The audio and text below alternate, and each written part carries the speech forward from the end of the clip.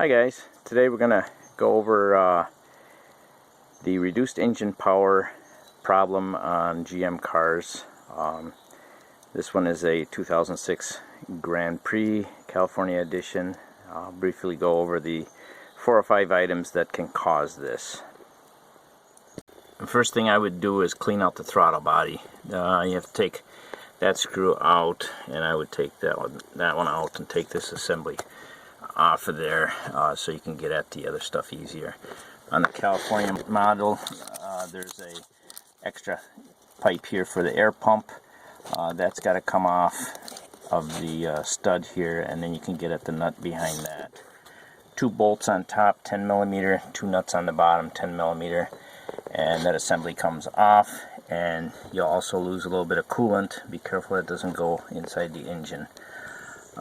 Clean that off with brake fluid, get it all nice and shiny.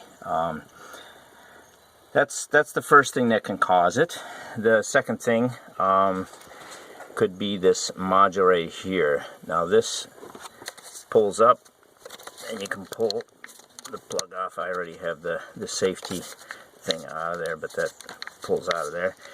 And then they have 4 screws. These are secure Torx. If you don't have a secure Torx driver, then you can just use a vice grips on there and pull that off. This module comes off. There's a TPS in there, and there's also a thing that commands the motor, and that's where the power goes to the motor.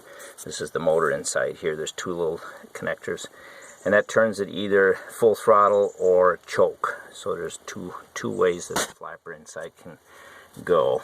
That can be a problem. The third thing could be your connection here. If there's corrosion or a bad connection in there, that can cause it.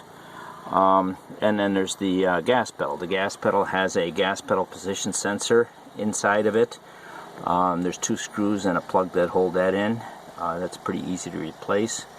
A little bit costly. And the last thing that I would say that could be a problem would be the computer inside the airbox. You have to take this all apart, and there's 3 plugs on there that you can replace the computer. Make sure it's the same model that you have with the same programming. So far on this car, I've replaced the gas pedal.